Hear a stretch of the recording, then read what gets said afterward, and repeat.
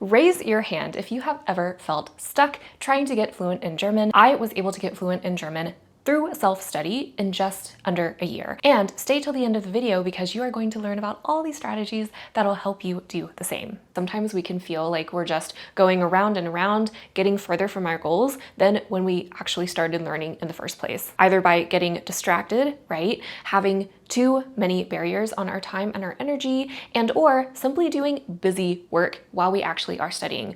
What do I mean by busy work exactly? It means that even though we have these goals, maybe for the end of the year, that we want to reach, like speaking fluency, we keep on doing busy work that has nothing to do or very little to do with getting to our actual goal that we stated, right? So if we're doing a lot more input and maybe a lot more writing, even though our goal for speaking German is actually producing the spoken language, then it can be easy to feel like we are the problem instead of our approach. Now, the very thing that I want you to do even before you start this 30 minutes per day routine is find out what your good, better, and best is. Plus, what are all the language learning activities that you like to do that you've tried in the past that you want to categorize under each of those. Now, I always want to suggest the strategy for language learners because we don't show up with the same amount of energy, with the same mood, right? With the same life season every single time we step into a language learning session.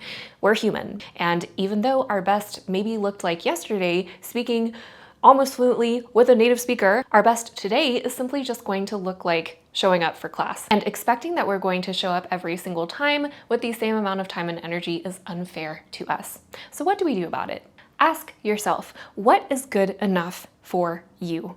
What's an activity that makes you still feel like you can productively cross one thing off your checklist for the day that isn't quote unquote busy work and actually moves you at least 1% closer to your goal instead of further? For me, this could look like if I had the goal of speaking German at the end of this year, then what would be considered for me my go-to good enough activity would be simply looking at my previous notes that maybe I did yesterday or the day before on a new grammar concept or a new vocabulary I learned in the past, and then summarize out loud to myself what I learned, right? So there is a way where we can make speaking less active per se, because when we do speak, we have to think about what we want to speak about and then actually produce it. So if we take away the first part, thinking about what we actually want to say, then it takes less energy to then actually produce it, right? Because we already have the topic in front of us. So that's something for me personally that I like to do when I want to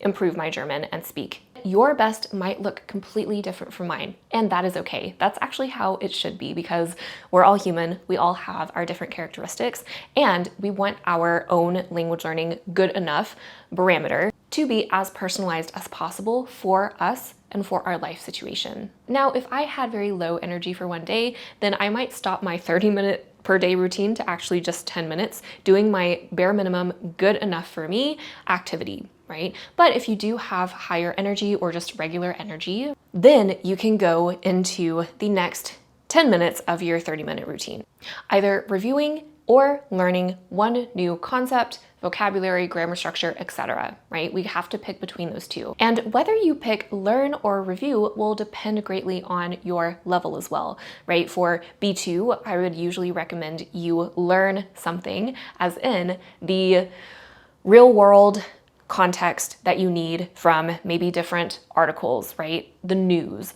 or from a novel that you are reading, right? From harder resources that are going to test your knowledge that you already know, internalize and synthesize everything that you have learned up until B2. And most likely your focus will be more on a focus of accumulating vocabulary instead of so much grammar. Because yes, grammar does stop at one point for all of us. When you are in between A2 and B2, I usually recommend you to alternate between learning and reviewing. I also recommend you stick more towards learning something new, right, for these next 10 minutes in your 30-minute routine if you have been staying consistent for the past month. If you are a complete beginner at A1, you are going to be learning new things all over the place. And because you are also A1, it's going to be a lot of new things at once. So of course, learning instead of reviewing at this point is going to take priority. Now, when would you need to focus more on review and less on learning during these next 10 minutes? If you used to be at a B2 in German, but you took a really long break, right? There wasn't a lot of consistency, then definitely take this time to review one familiar concept. Another case for sticking more towards review instead of learning something new, if you have been less consistent in the last month, and or if you make the same exact errors with the same vocabulary word, the same grammar structure. So it's always really good if you keep on running through the same problem over and over. For example, if you haven't studied the cases as much and you really need a good review, I highly suggest you stop and go back to really having a good foundation of the cases before going on, especially if you're B1, B2, right? Because that problem will keep on coming back and back and back, and then it'll be really, really hard to actually get to a solid B2 level and above.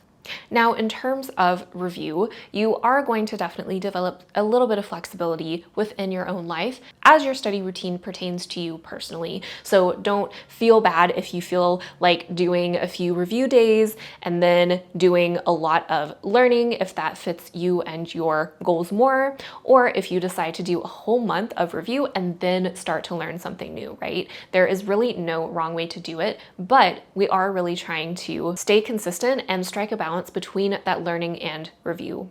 And if you are confused on whether to focus more on vocabulary or grammar during your review days that you pick, then definitely check out this video in the corner. That will get all of your questions answered there. And then the last 10 minutes of your daily 30-minute routine would be activating, implementing that new or reviewed grammar concept, etc. So you could do this through output, writing or speaking exercises. You could do it through input, so listening, reading exercises. Avoid the pitfall of doing busy work that gets you further from your goals than closer to them. And if you are wanting to actually improve your speaking, I would dedicate at least 2 days out of the week for these 30 minutes to either conversation lessons and or doing speaking exercises aloud with yourself. Again, I can recommend another video up here to develop more of a solo speaking habit for that. And can also recommend the Speak Your Language with Confidence Challenge in the comments below, where I, as your coach, will lead you through the whole implementation process of getting fluent. So we have all three of our parts for our 30-minute-a-day routine. However, we are missing one crucial part that really gets in the way of language learners feeling fulfilled by what they're doing. That is, they do not set aside actual reflection time to think about how they're learning, right?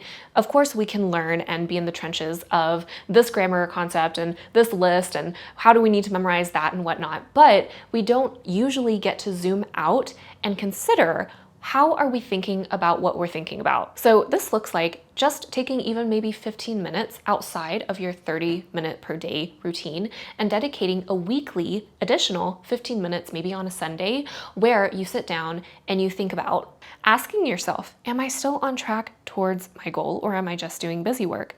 What adjustments do I need to make learn days versus review days? Do I need to learn more grammar versus learn more vocab according to where my progress is at currently?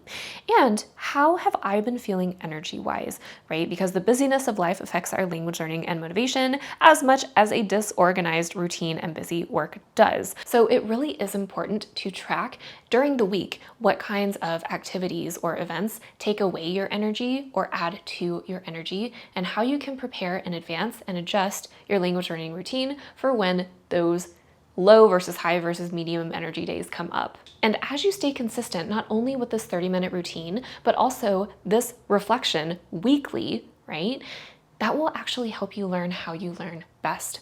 And once you know how you learn best, then your progress over the long term, over different languages even, will skyrocket, I promise you. But it does require you thinking about how you think, right? How am I talking to myself about my own language learning? Am I saying I'm too stupid to learn this language? Are you being critical of yourself, or can you practice when you do these small reflections during each Sunday, for example? Can you practice being an observer?